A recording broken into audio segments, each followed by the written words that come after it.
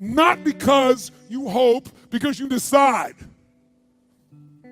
Everyone in this room knows how to create. You're not a manager of your life, you're a creator of your life, or you wouldn't be in this room. How do you create your life? You get hungry for something, don't you? Who has done something in your life that once seemed difficult or impossible, and now it's part of your life? Who's got something in your life in this area? Say I. How did you do it? You created it 3 ways. Number 1, you decided there's something you wanted so bad that you unleashed all your desire. You became obsessed with it. If it was a business or a car or a relationship or a transformation in your body, if there's something you once envisioned and now it's real, it's because you didn't just envision it, you brought so much emotion to it that now it's in your life. It was once a dream, it was once a goal, and now it's in your life. How many have something like that in your life now? Say I. You may take it for granted now, hopefully not, but it was once just a vision. It may have seemed impossible at one time. So how did you do it? You started with a concrete vision of what you wanted, and you focused on it continuously, didn't you? You envisioned something, you got clear about it, and then you started thinking about all the reasons why you wanted it. You got excited about it. Said, this is what's next for me now. I want this. You may have dreamed about it, thought about it, talked about it. But when you focus on something continuously, something magical happens. You get insights, don't you? You overhear a conversation and you hear something you wouldn't have heard if you didn't have that outcome or goal that you wanted so badly. Who's ever come up with something, obsessed about it, didn't even know how to do it, and it just happened and it came together? Who's had that experience? Say I. So why don't we tap into that power now for your business and life? If you're going to change an area, you do 3 things. Number 1, you focus on it and you get clear and compelling vision for what you want. If your body's not where you want it to be, I tell you there's one simple reason. It's not your focus. No, I focus on it. I focus all the time on how fat I am. No. See, if you focus on crashing into the pole, trying not to, the more you try not to, what you focus on, that's where the energy goes, that's where you go, right? We all know that. But what people tend to do is, I'm saying focusing on what you want, not what you don't want. And not only just focusing on what you want, where you focus and say, well, I'd like to be strong, I'd like to be energetic, I'd like to be fit. It's focusing and making it compelling. If your only reason you're focusing on it is like, well, I need to lose some weight because I feel fat, versus I want the energy to burn because with that I'll have more passion, more aliveness, I'll be able to impact my children. I'll be able to, I'll be able to take the business to another level. I'll be able to have fun when I'm stressed out and tired. I'll have creativity flowing through me. You can't just focus on it. You got to create a clear and compelling future in that area that will pull you towards it so you're not trying to push yourself. If there's an area you're not improving in, think of 3 pillars, if you would. Pillar 1 is get focused and clear. What's compelling? Where are you? Really? And don't lie. Where do you want to be? And make it so compelling you can't help it. When you wake up in the morning, you want to transform this area of your life. So the quality of your life already is better just because you are so excited about what you're after. When you do that with your body or your emotions or your finances or time or any other area, and you start focusing and you're clear, you're going to have energy. You're going to have drive. You're going to start to do something. How do you make sure what you do really works? You need the second pillar. And think of this as 3 pillars. Because, 2-legged stool is going to fall over. 1 leg, you can't sustain. Second pillar, you got to get the best. When I say get the best tools. Get the best map. Get the best mentor. What I'm looking for is, it's wonderful that you're focused and clear and excited, but if you're running east looking for a sunset, you got a problem. I don't care how much you believe, I don't care how much enthusiasm you have, you got the wrong tools. You got the wrong strategy. You got the wrong map. And so it's really critical in life, I believe, to get a map and get a mentor. Because the map very often changes, and the best mentor, somebody who's the best at what they do, they know the shortcuts, don't they? Or they know when the roads change. You don't get stuck hanging out, in the desert when you're trying to get to the ocean, metaphorically. So I've always focused on not just finding somebody good, but who's the best thing, who's got the best tools. Think of that first pillar as a target. You're crystal clear on the target. And now you got the toolbox, man. You got the best tools, not rinky-dink tools, the very best. And the way to get the best, by the way, that I've done it is model someone who's already successful. All the tools I come up with, some I've obviously created, but the foundation came by standing on the shoulders of other giants. I went out and found somebody that's already got the result. Why reinvent the wheel? Success leaves clues. Find the best, figure out what they're doing.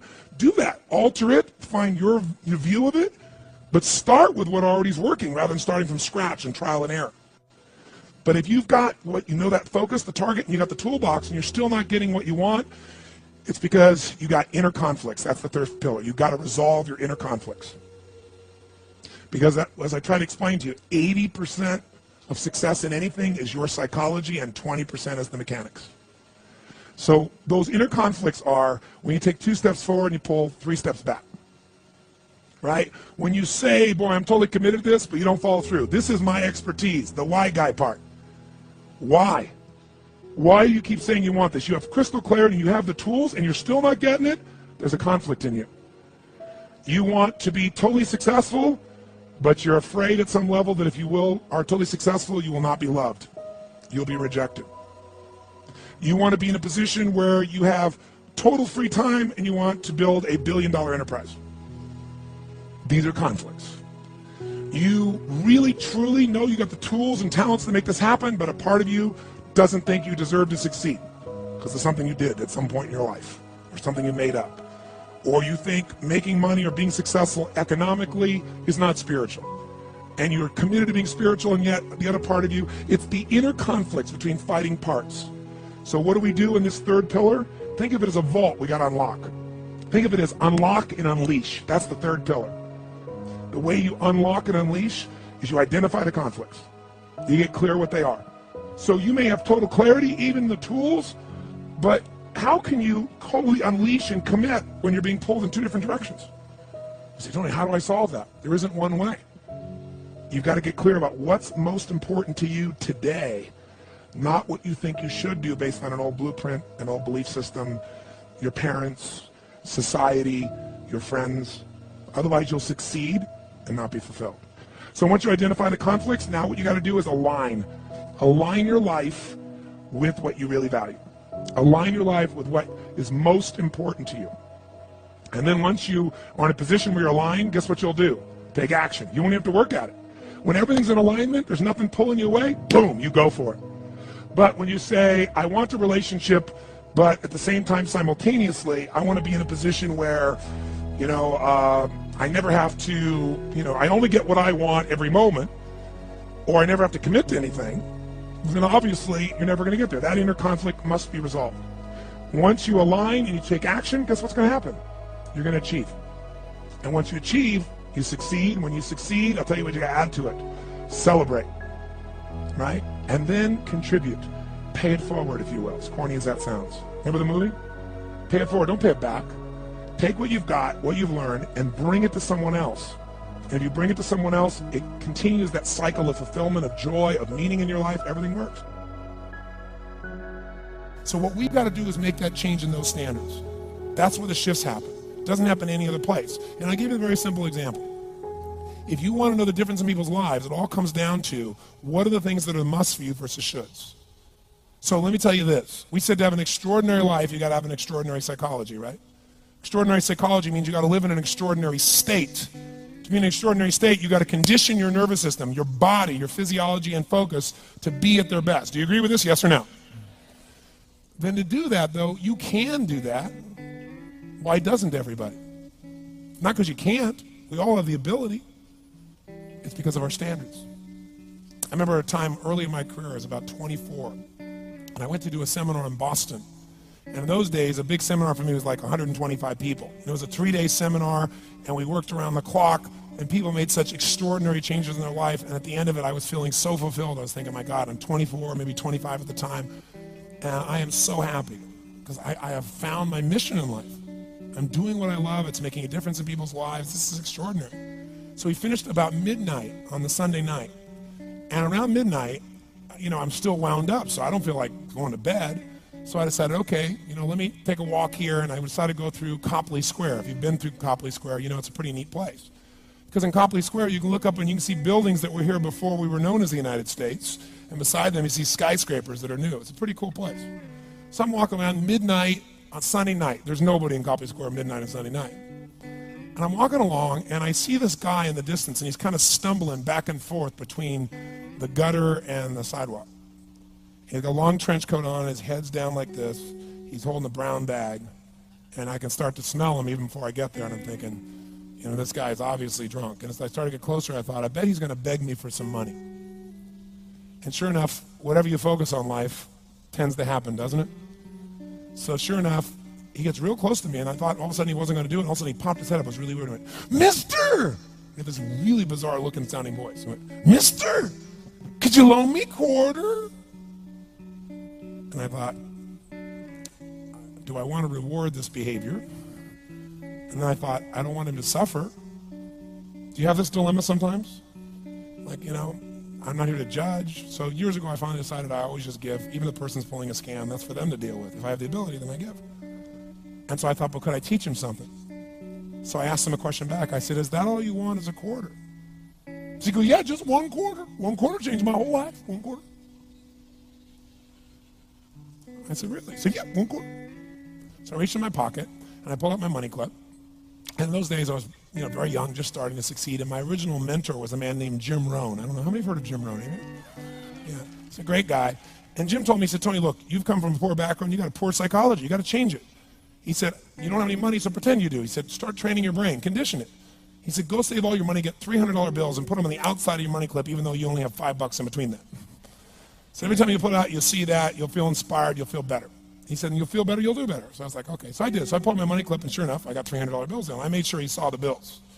So I'm tearing through that, right? Looking in between there, see if I can find some change. But I made sure he saw it. Sure enough, he's looking at the $100 bills, checking it out. I find a quarter, I pull it out, take the money, put it in my pocket. I notice he's watching my hand going into the pocket. I took the quarter, and I looked at him, and I said, sir, life will pay any price you ask of it. And I gave him the quarter. And then something really interesting happened. He took the quarter. He looked at the quarter. He looked at me. He looked at my pocket. He looked back at the quarter, looked at me, looked at my pocket, looked at me again, looked at the quarter, looked at my pocket, looked back at me and said, you're weird. And then he shuffled on off like this, right? And I thought to myself, wow, what's the difference between him and me? I mean, I was 24, 25 at the time, doing what I love most, have my mission in life, and he's in his early 60s, drunk on the street begging for quarters. What's the difference? And I thought, well, maybe God's blessed me because I'm such a good person. I thought, oh, and he's such a bad person, that's such bull. And I thought, wow, maybe the answer to that question is what I just told him. Life will pay whatever price you ask of it. But you know what's interesting? You got to ask intelligently. In the Bible it says, ask and you shall what? Yeah, pretty good formula. You ought to look into it. But you know what? It says ask and you shall receive, but I'm sure it meant ask intelligently. I'm sure that's what God meant. I'm sure he didn't mean bitch and you will receive. Whine and you will receive. I don't think that was the instruction. Now if you were going to ask intelligently, there might be 5 elements of that. Number 1, you'd have to ask specifically, wouldn't you? You wouldn't ask in a general way. People do that all the time. They go, I want more money. Fine, here's $1, get out of here. Very often you're getting what you're asking for. You're just not aware of how general you're asking. Clarity is power. The more clear you are about exactly what it is you want, the more your brain knows how to get there. Your brain is a servo mechanism. It's like a bomb. Those bombs, those missiles, they have a servo mechanism. So if the target moves, it knows what the target is, it follows it. Your brain, when you condition it, knows exactly what to go for and it'll find a way to get there.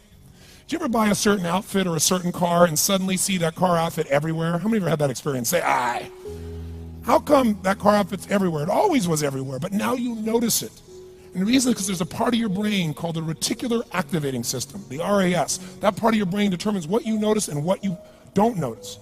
Your brain spends most of its time trying to make sure you don't notice because you'll go crazy if you notice everything. But when you decide what's most important to you, your brain goes after it. Everyone I know who's successful builds what I call an RPM plan. An RPM is built on the metaphor that the way to get from where you are to where you want to go to the fastest is you got to build power, like in a car, RPMs. And the R stands for they know the result they're after. They know what they want precisely. If you don't know exactly what you want or you let yourself get beyond that into something general, you're not going to achieve it. Clarity is power. You got to know the specific result you're after. What do you want?